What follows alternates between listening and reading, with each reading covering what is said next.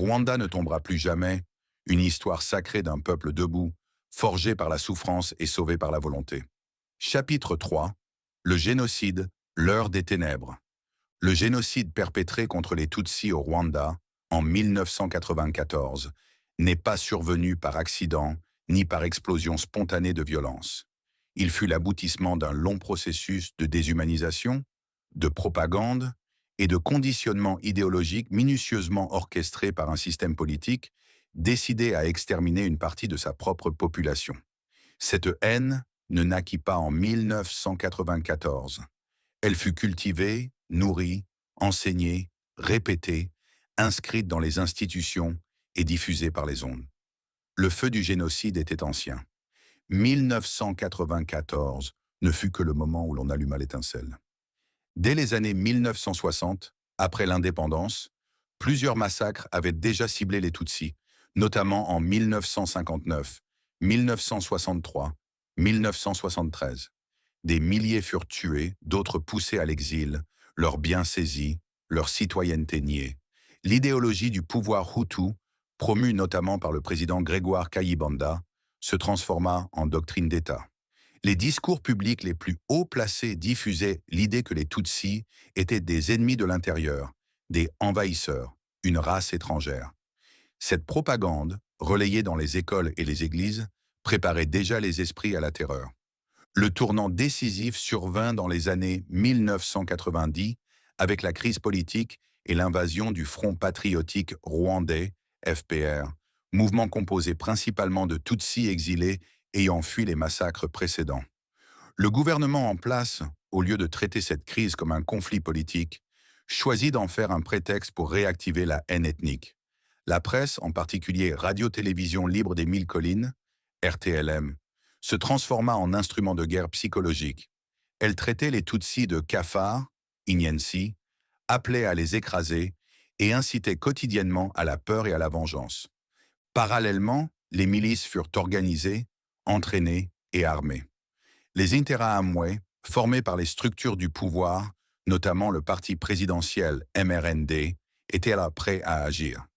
Des listes de Tutsis furent établies, des machettes distribuées, des caches planifiées, des fosses creusées à l'avance.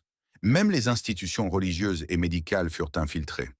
Ce n'était plus de la haine idéologique, c'était une entreprise d'extermination logistique, bureaucratique, planifiée à l'échelle nationale. Le génocide fut donc un crime d'État. Il ne fut ni improvisé, ni incontrôlé. Il fut rationnellement structuré. Les préfets recevèrent des ordres, les bourgmestres organisaient les massacres, les militaires encadrèrent les miliciens, les églises were serveurs de pièges, les médias coordonnaient la désinformation. C'est cette mécanique froide, cette rationalité du mal, qui rend le génocide perpétré contre les Tutsis si unique et si terrifiant dans sa logique. Le feu n'était pas un accident. Il était le fruit d'un plan, mis en œuvre avec une précision démoniaque.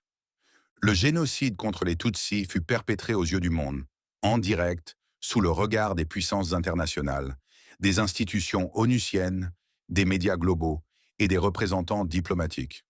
Pourtant, malgré l'évidence des massacres, la violence systématique et les alertes répétées, le monde choisit de détourner le regard. Ce silence, cette inaction, ce refus d'agir face à l'un des pires crimes du XXe siècle, reste l'une des tâches les plus sombres sur la conscience collective de l'humanité. Il ne s'agit pas d'un simple oubli, il s'agit d'un abandon. Dès les premiers jours du génocide, des rapports précis furent transmis à l'Organisation des Nations Unies. Le général Roméo Dallaire, commandant de la MINUAR, mission des Nations Unies pour l'assistance au Rwanda, avait alerté sur les préparatifs de massacres, les caches d'armes, les listes de personnes à éliminer. Dans un câble célèbre du 11 janvier 1994, il suppliait ses supérieurs d'intervenir rapidement pour prévenir une tragédie imminente. Mais le Conseil de sécurité des Nations Unies, dirigé alors par des intérêts politiques cyniques, refusa d'autoriser une action préventive. Pire encore, lorsque le génocide commença, le mandat de la MINUAR fut réduit. La France, de son côté, entretint des relations étroites avec le régime Habyarimana jusqu'à la veille du génocide. Sous prétexte de coopération militaire, elle forma, équipa et soutint les forces armées rwandaises. y compris certains éléments impliqués dans les massacres. L'opération turquoise, lancée en juin 1994 sous mandat humanitaire, fut accusée par plusieurs rapports indépendants d'avoir permis à des génocidaires de fuir vers le Zaïre. Ainsi, là où l'on attendait des sauveurs, ce furent parfois des complices qui apparurent. Ce paradoxe historique reste une blessure diplomatique encore ouverte. Commission d'enquête citoyenne sur l'implication française, 2004. Les États-Unis, soi-disant traumatisés par l'échec de leur intervention en Somalie en 1993, choisirent la prudence politique. L'administration Clinton évita même d'utiliser le mot génocide dans ses communications officielles, craignant que cela n'oblige juridiquement à une intervention. Le monde occidental, dans son ensemble, adopta une posture de retrait. Aucun gouvernement ne jugea prioritaire d'envoyer des troupes pour sauver des centaines de milliers de vies. L'Afrique, encore une fois, ne méritait pas une intervention rapide. Ce double standard humanitaire marqua une faillite morale majeure. Les médias internationaux, trop peu présents ou mal informés, contribuèrent à cette cécité mondiale. Pendant des semaines, ils parlèrent de guerre civile, de conflits ethniques, de troubles refusant de nommer ce qui se déroulait réellement, un génocide. Cette confusion volontaire servit les intérêts des puissances qui ne voulaient pas être impliquées. Le temps que le mot génocide entre dans les dépêches officielles, plus d'1 million de personnes avaient été massacrées. Il était déjà trop tard. Ainsi, le monde ne fut pas pris par surprise. Il choisit de ne pas voir. Il ne fut pas impuissant. Il choisit de ne pas agir. Cet aveuglement volontaire, cette froideur politique, ce silence complice sont aussi responsables que les machettes. Car ne rien faire, lorsque l'on peut empêcher l'horreur, c'est participer à l'horreur. Le Rwanda a été laissé seul dans la nuit, et pourtant, il s'est relevé. Le génocide perpétré contre les Tutsis au Rwanda révèle une vérité crue. Les grandes puissances du monde, malgré leur capacité d'action, choisirent de ne pas intervenir. Leur inaction ne fut pas due à une ignorance ou à une impossibilité logistique, elle fut le résultat d'un calcul froid, fondé sur des intérêts géopolitiques, des considérations électorales et un profond désengagement moral vis-à-vis de l'Afrique. Cette abdication des responsabilités internationales a transformé le génocide perpétré contre les Tutsis en une honte historique, un échec de la communauté internationale, selon les mots mêmes de Kofi Annan, de Nations Unies, Report of the Independent Inquiry into the Actions of the United Nations, 1999. Au cœur de cette inaction se trouvent les États-Unis, principale puissance mondiale. Marquée par le fiasco militaire de Mogadiscio en Somalie, 1993, où des soldats américains furent tués lors d'une opération humanitaire, les dirigeants américains, en particulier l'administration Clinton, développèrent une politique de retrait stratégique de l'Afrique. Le mot d'ordre était clair, pas d'hommes, pas d'intervention. Malgré les informations précises provenant de la MINUAR, l'ambassade américaine à Kigali et même de journalistes indépendants, les États-Unis refusèrent de reconnaître officiellement le génocide, afin d'éviter toute obligation juridique découlant de la Convention de 1948 sur la prévention et la répression du crime de génocide. L'inaction de la France, quant à elle, fut plus ambiguë et plus grave. Elle maintint un soutien diplomatique, militaire et logistique au régime du président Juvénal Habyarimana jusqu'à son effondrement. Les autorités françaises, par le biais de l'opération Nora, 1990, puis de l'opération Turquoise, 1994, intervinrent dans une logique de préservation de l'influence francophone en Afrique. Le rapport Duclerc, 2021, commandé par le président Emmanuel Macron, conclut à une responsabilité lourde et accablante de la France, qui, tout en n'étant pas complice direct du génocide, a favorisé un environnement de radicalisation extrême en fermant les yeux sur les préparatifs. Rapport Duclerc, Commission sur le Rwanda, 2021. Au Conseil de sécurité de l'ONU, les débats furent de glacial. Alors que les massacres se multipliaient, la résolution 912, adoptée le 21 avril 1994, réduisit les effectifs de la MINUAR de 2548 à 270 soldats. Plutôt que de renforcer la mission, on l'affaiblit. La Belgique, après le meurtre de 10 de ses casques bleus, se retira. Aucun pays occidental ne proposa de renforcer les troupes sur place. L'ONU fut paralysée par les intérêts croisés des membres permanents, tous soucieux de ne pas s'engager dans un conflit africain perçu comme secondaire. Ce cynisme multilatéral eut pour conséquence directe la prolongation des massacres. Il faut également souligner le rôle passif de plusieurs pays africains. Alors que le génocide se déroulait au cœur du continent, peu de chefs d'État africains prirent position publiquement. Par peur de représailles diplomatiques ou par solidarité idéologique avec le régime Abiyarimana, beaucoup choisirent le silence. L'OEUA, Organisation de l'Unité africaine, malgré quelques protestations, ne mobilisa aucune force collective d'intervention. Le Rwanda fut ainsi abandonné par ses propres frères. Cette inaction générale démontra que les institutions internationales, malgré leurs principes affichés, restaient guidées par des logiques de puissance et non par une éthique universelle. Les engagements solennels comme « plus jamais ça », proclamés après la Shoah, ne résistèrent pas à la réalité d'un génocide africain. Et pourtant, ce silence ne put étouffer la volonté de survie, car dans le noir le plus profond, une lumière intérieure s'alluma, celle du sursaut rwandais. Du 7 avril au 4 juillet 1994, plus d'1 million de Tutsis furent massacrés au Rwanda, dans un déchaînement de violence que l'humanité avait juré de ne plus jamais tolérer. Ce ne furent pas des morts abstraites, des chiffres dans un rapport ou des statistiques à analyser. Ce furent des hommes, des femmes, des enfants, arrachés à la vie par des voisins, des collègues, des autorités locales. Le génocide perpétré contre les Tutsis fut un assassinat de masse organisé, mais il fut aussi une descente collective dans l'horreur. Le sang coula partout sur les collines, dans les rivières, dans les écoles, dans les églises, et il coula en silence, sous les cris étouffés et les larmes étouffées du peuple abandonné. Les lieux sacrés, autrefois espaces de refuge et de réconfort, devinrent des pièges mortels. Des dizaines de milliers de Tutsis furent attirés dans les églises, sous prétexte de sécurité, avant que les portes ne soient fermées et les massacres orchestrés à l'intérieur même des sanctuaires. À Nyamata, Ntarama, Kibeo et tant d'autres lieux aujourd'hui transformés en mémoriaux, les murs sont encore tachés du sang de ceux qui avaient cru en l'humanité.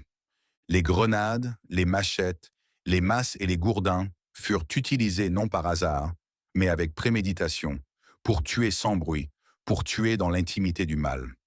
Les enfants ne furent pas épargnés. Des nourrissons furent jetés contre les murs, des fillettes violées avant d'être égorgées, des garçons torturés à mort sous les yeux de leurs parents. Le crime ne fit pas de distinction d'âge. Il ne fit pas de distinction de lieu. Il frappa dans les hôpitaux, où les malades furent achevés, dans les écoles, où les élèves furent assassinés sur leurs pupitres, dans les collines, où les familles furent traquées comme du gibier. Ce fut une chasse à l'homme, à la femme, à l'enfant méthodique, lente, cruelle. Et pourtant, tout cela se déroula dans un silence assourdissant. Les collines n'émettaient plus que des cris étouffés. Les rivières, comme Nyabarongo, charriaient les cadavres des innocents sans qu'aucune frontière ne s'émeuve. Le monde, de son côté, observait avec distance. Le silence était partout, dans les capitales, dans les églises occidentales, dans les rédactions des journaux, et même parfois dans les cœurs des survivants, tellement abasourdis qu'ils ne pouvaient plus parler. Ce silence fut la deuxième mort des victimes. Ce sang versé, cependant, ne fut pas vain. Il parle encore aujourd'hui. Il crie dans les mémoriaux. Il murmure dans les témoignages. Il brûle dans les cœurs de ceux qui refusent d'oublier. Il rappelle à chaque génération que le mal peut se déguiser en banalité, que l'horreur peut naître de l'indifférence. Ce sang appelle à la justice, à la mémoire, à la vigilance. Et plus que tout, il rappelle au Rwanda que ceux qui sont morts doivent vivre à travers le serment collectif. Plus jamais ça. En avril 1994, le Rwanda ne fut pas seulement le théâtre d'un génocide, il devint un pays sans nation, une société vidée de ses fondements moraux, une terre où l'État, loin de protéger ses citoyens, organisa leur extermination. L'effondrement fut total, brutal, sans précédent. L'appareil étatique, les institutions religieuses, les mécanismes éducatifs, les liens communautaires, tout ce qui constituait autrefois le socle d'un pays structuré, s'effondra dans une chute vertigineuse vers la barbarie. Le Rwanda devint un État génocidaire, selon l'expression du sociologue Gérard Prunier. L'administration centrale, au lieu de se désintégrer sous le choc, fonctionna avec une efficacité macabre. Le gouvernement intérimaire, mis en place après la mort du président Juvenal Habyarimana, coordonna avec précision l'exécution du plan génocidaire. Les préfets, les bourgmestres, les responsables de cellules, tous furent mis à contribution. Les réunions officielles devenaient des séances de planification de massacres. L'État fournissait les machettes, organisait le transport, entretenait la propagande et sanctionnait ceux qui hésitaient à tuer. L'autorité, qui aurait dû incarner la loi et l'ordre, devint un instrument de mort. Les institutions religieuses, censées être les gardiennes de l'éthique et de la compassion, vacillèrent. Certains prêtres, pasteurs et religieux participèrent activement au génocide, trahissant leurs fidèles en les livrant aux tueurs, parfois en fermant les portes des églises pour faciliter les massacres. Bien que certains religieux aient aussi risqué leur vie pour protéger des innocents, la compromission d'une partie importante du clergé contribua à la désacralisation du lien social et à la perte de repères moraux. Le Rwanda chrétien sombra dans une crise spirituelle profonde. Le système éducatif, lui aussi, s'effondra. Les écoles devinrent des abattoirs. Les enseignants dénoncèrent leurs élèves. Les élèves tuèrent leurs camarades. Le savoir, au lieu d'éclairer, devint complice de l'ombre. Des intellectuels, des juristes, des professeurs, ceux que l'on appelle les éclaireurs de la nation, furent parmi les idéologues de la haine. Ils rédigèrent les discours, formulèrent les théories de division, légitimèrent le crime. Cela montra que la connaissance, sans éthique, peut devenir une arme de destruction massive. Quant à la société rwandaise dans son ensemble, elle se délita. Les voisins trahirent les voisins, les familles se divisèrent, les amitiés furent brisées. Le pacte social, hérité de siècles de cohabitation, fut piétiné. L'humanité se retira, remplacée par la peur, la haine ou la complicité. Là où il y avait des champs, il y eut des cris. Là où il y avait des marchés, il y eut des fosses. Là où il y avait des villages, il ne resta que des cendres. Le Rwanda ne devint pas un pays en guerre. Il devint un pays en ruine, une nation sans visage. Mais dans cette destruction totale, une question subsista. Que reste-t-il après l'effondrement? La réponse viendra dans les chapitres suivants. Car dans ce vide, un cœur continuait de battre. Un espoir brûlait encore, porté par ceux qui refusèrent de céder, qui décidèrent de se lever, de se battre, de reconstruire. L'effondrement, aussi total faut-il, n'a pas été la fin. Il fut la dernière nuit avant l'aube. Pendant les 100 jours du génocide contre les Tutsis, le Rwanda sombra dans un abîme où même l'espérance semblait avoir disparu. Pour les victimes, les survivants en fuite, les enfants orphelins, les femmes violées, les hommes mutilés, il n'y avait plus d'horizon, plus d'après, plus de raison d'espérer. Le ciel était rouge de sang, la terre tremblait sous les cris, et les collines, jadis chantantes, étaient devenues des tombeaux silencieux. L'espérance, fondement invisible de toute société, fut étouffée par la peur, trahie par les autorités, abandonnée par le monde. Chaque jour, l'horreur se répétait. Ceux qui tentèrent de fuir étaient pourchassés. Ceux qui se cachaient étaient dénoncés. Ceux qui priaient étaient moqués. Les églises furent profanées, les écoles vidées, les maisons incendiées. Il ne restait plus aucun lieu de refuge. Même les forêts, qui dans l'histoire rwandaise furent toujours considérées comme les abris des persécutés, étaient infiltrées. À Nyungwe, à Bisesero, à Bugesera, les récits de survivants montrent une humanité à genoux, désorientée, espérant une fin rapide plutôt que de prolonger l'agonie. Ce désespoir absolu se manifestait aussi dans les regards. Les survivants décrivent souvent le vide dans les yeux des mères, la résignation des vieillards, le silence des enfants. Dans ces instants, ce n'était pas seulement la vie physique qui était menacée, c'était l'âme d'un peuple. L'idée même de réconciliation, de justice, de reconstruction paraissait impensable. Beaucoup se demandaient comment continuer après cela. Qui restera pour raconter? Pourquoi Dieu s'est-il tu? Où sont les humains? Ces questions, murmurées dans les décombres, portaient le poids d'un désespoir collectif. Pourtant, au plus profond de cette obscurité, quelques étincelles subsistaient. Des actes de bravoure souvent discrets émergèrent. un voisin qui cachait une famille, une religieuse qui refusait d'obéir aux miliciens, un enfant qui guidait sa petite sœur à travers les collines, une femme qui refusait de dénoncer. Ces gestes, minuscules face à l'immensité de la barbarie, furent pourtant les graines invisibles de la résilience future. Même là où l'espérance semblait morte, elle respirait encore dans l'ombre, comme une braise sous les cendres. L'effacement de l'espérance n'était donc pas définitif. Il fut un passage, une traversée du désert. Le Rwanda, vidé de sa force, gisait dans la douleur, mais pas dans la soumission totale. Ce moment d'obscurité absolue allait être suivi d'un sursaut, d'un refus, car ce peuple blessé n'allait pas mourir. Il allait se relever lentement, douloureusement, mais avec la dignité de ceux qui ont vu la mort de près et ont choisi la vie. L'espérance, bien que réduite au silence, n'avait pas été tuée. Elle attendait son heure. Le génocide contre les Tutsis ne s'est pas contenté de tuer des corps. Il a détruit des familles entières, effacé des lignées, anéanti des communautés et fracturé le tissu humain sur lequel reposait la société rwandaise. Dans la logique génocidaire, il ne s'agissait pas simplement d'éliminer des individus, il s'agissait de déraciner une identité, de rompre la chaîne de la filiation, de faire disparaître les témoins, les porteurs de mémoire, les générations futures. Cette volonté de désintégration sociale fut l'un des aspects les plus tragiques de la tragédie rwandaise. Des familles entières furent exterminées en une journée. Dans chaque coin du pays, des noms de familles disparurent totalement.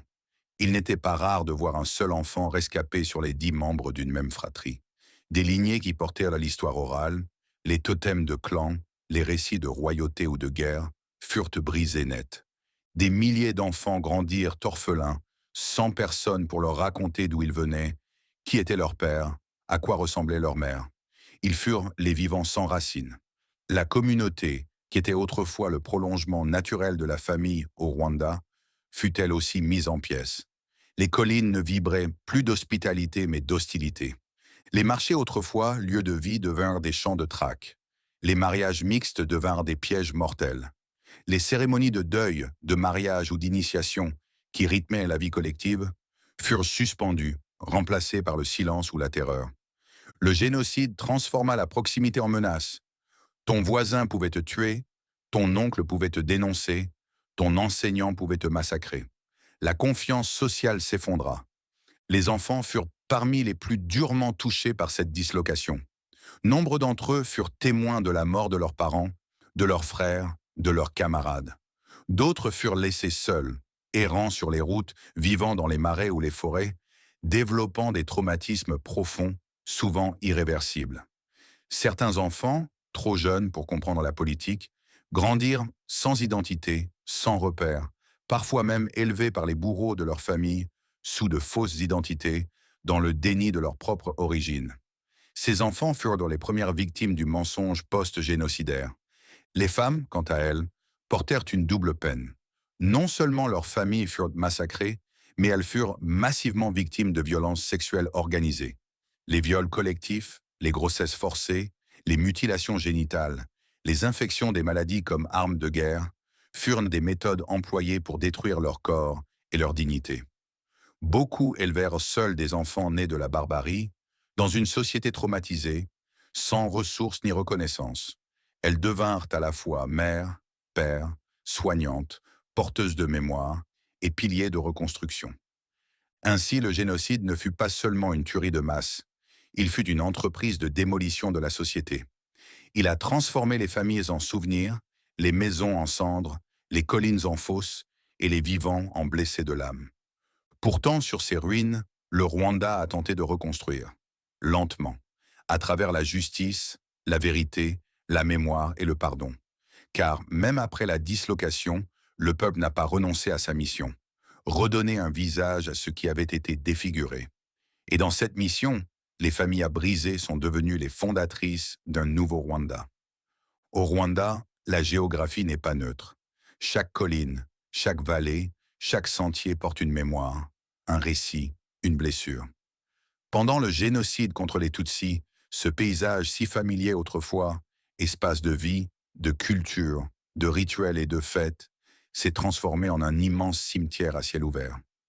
Les collines qui résonnaient jadis de chants d'Intor et de danses communautaires se sont tus, remplacés par les cris des suppliciés, le fracas des machettes, le silence de la mort. Le Rwanda tout entier est devenu un sanctuaire du deuil. Le Rwanda est très cher, il faut le garder, plus jalousement.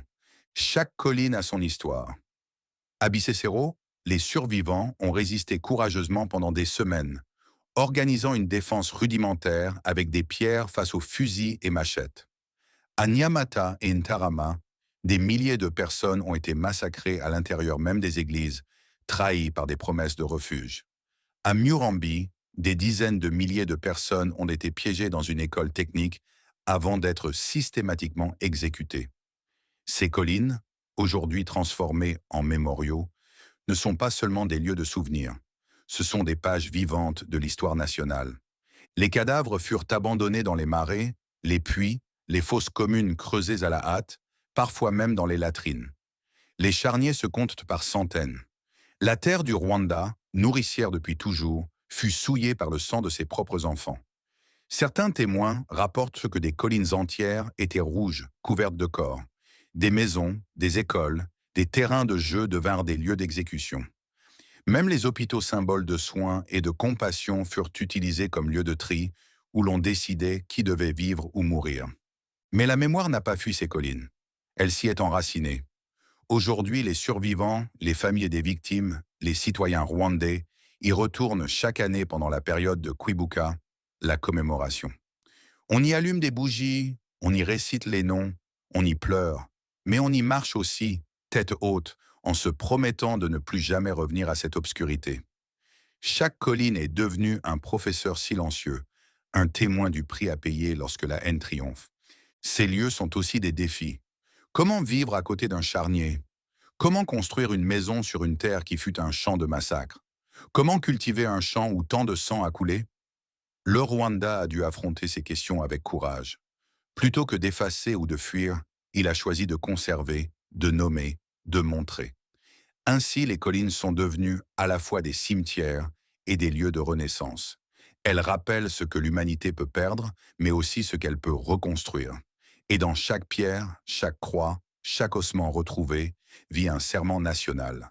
Le Rwanda ne tombera plus jamais. Le génocide perpétré contre les Tutsis ne fut pas seulement une entreprise d'extermination physique, il fut aussi une tentative d'anéantissement de la mémoire. Car tuer un peuple, c'est aussi effacer ses traces, nier son existence, empêcher qu'on se souvienne de lui. Les génocidaires ne visaient pas seulement à supprimer des corps, ils visaient à effacer une histoire, une identité, une vérité. Ce crime, total dans sa logique, comportait une seconde dimension, faire disparaître la mémoire des victimes avec elle. Les preuves furent détruites méthodiquement, des archives brûlées, des cadavres dissimulés dans les fosses, les marais, les puits, des enfants tués pour éviter qu'ils grandissent et témoignent, des femmes violées et ensuite assassinées pour que personne ne parle. Les écoles et les églises, lieux de massacre, furent nettoyées, repeintes parfois, pour camoufler l'horreur. L'objectif était clair, qu'il ne reste rien, ni pour pleurer, ni pour accuser, ni pour raconter. Le négationnisme naît toujours là où la mémoire est empêchée. Après le génocide, cette guerre contre la mémoire s'est poursuivie sous d'autres formes. Des discours révisionnistes ont émergé, affirmant que ce n'était pas un génocide, mais une guerre civile, ou encore que les deux camps aient tué. Ces tentatives de dilution de la vérité ont été propagées dans certaines universités, certains médias étrangers, voire dans des discours politiques d'État ou de groupes idéologiques. Le négationnisme, en niant la spécificité du génocide contre les Tutsis, commet une seconde violence, celle de tuer une seconde fois les victimes dans leur histoire cette fois. Or, une mémoire menacée de disparition est une mémoire en danger de répétition.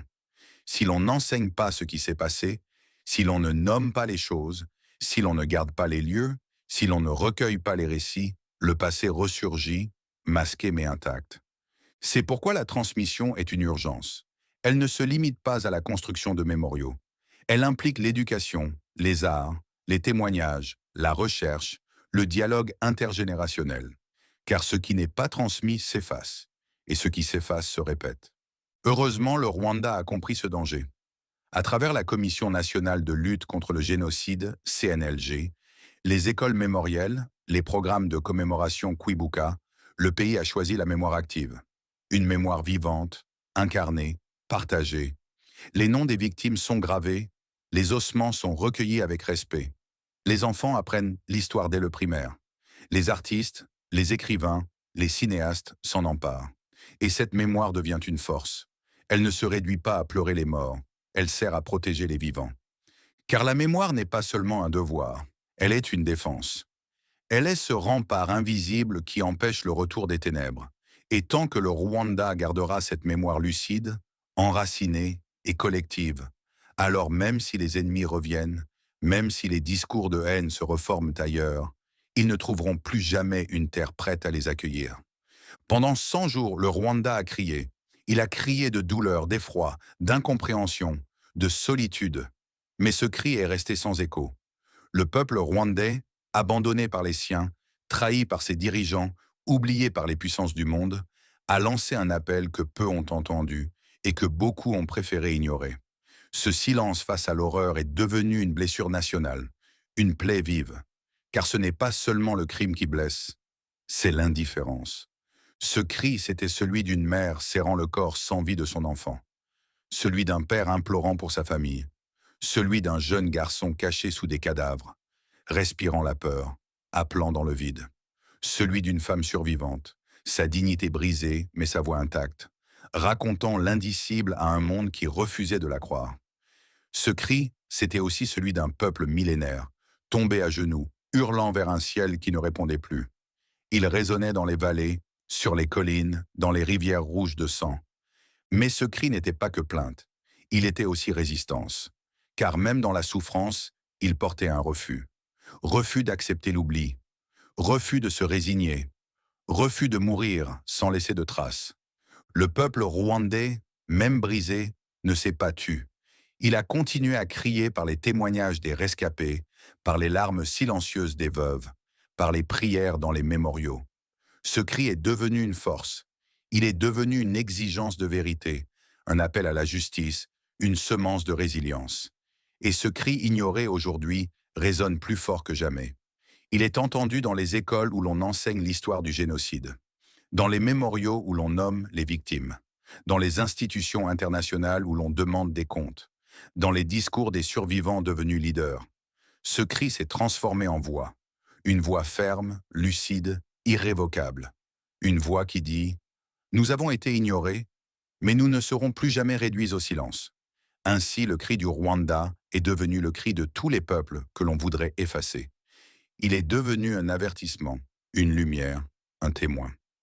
Il rappelle au monde ce que produit l'indifférence et ce que peut la dignité humaine lorsqu'elle refuse de mourir. Car le Rwanda n'a pas crié pour se plaindre, il a crié pour prévenir.